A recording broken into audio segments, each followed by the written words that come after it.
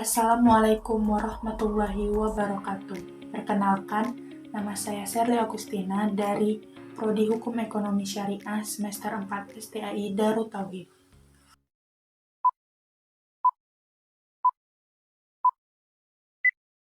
Kali ini, saya akan membahas kasus tentang pelecehan seksual yang terjadi di salah satu klinik yang berada di Garut, Jawa Barat.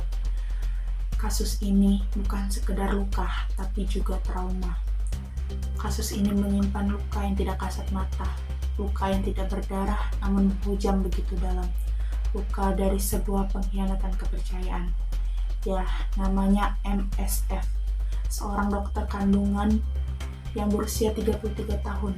Ia dikenal begitu ramah, pandai berbicara, dan dipercaya banyak perempuan, terutama di kalangan perempuan yang sedang mengandung.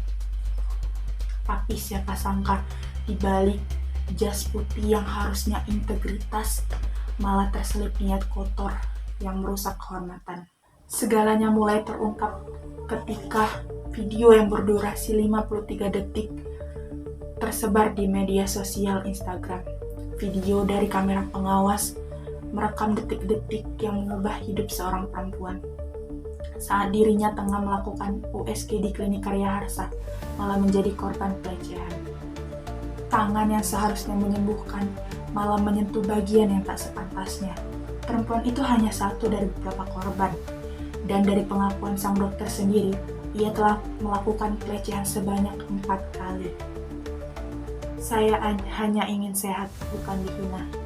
Begitulah kira-kira jeritan hati AED, salah satu korban. Ia awalnya hanya ingin berkonsultasi, lalu setuju untuk divaksin di rumahnya. Tapi siapa sangka, permintaan dari dokter MSF untuk diantar ke indikosnya di Tarogong Kidul menjadi titik awal mimpi buruk. Di kamar yang dikunci rapat, sang dokter beralasan untuk dibayar tanpa malu. Tapi yang terjadi bukanlah transaksi medis, melainkan serangan harga diri dan kemanusiaan. Dan akhirnya, polisi pun bergerak cepat. MSF ditangkap setelah video viral itu mengguncang media sosial. Konferensi pers digelar, saksi diperiksa, dan fakta mulai terkuak. Kemungkinan MSF mengalami parafilia, yaitu penyimpangan seksual berupa ketertarikan terhadap ibu hamil. Dan pasal 6C Undang-Undang Nomor 12 Tahun 2022 tentang tindak pidana kekerasan seksual pun dijatuhkan. Ancaman hukuman 12 tahun penjara dan denda 300 juta pun menanti MSF. Tapi bagi korban mungkin semua itu tidak akan pernah sebanding dengan trauma yang mereka bawa seumur hidup. Kasus ini bukan hanya tentang seorang dokter yang menyimpang, tapi juga tentang pentingnya menegaskan integritas dalam profesi medis untuk menjaga keamanan dan kepercayaan. Dukungan bagi korban dan upaya menciptakan ruangan publik yang aman sangatlah penting. Mari kita tidak membungkam suara yang meminta keadilan, karena dalam kasus ini ada banyak perempuan yang ingin didengar dan dilindungi.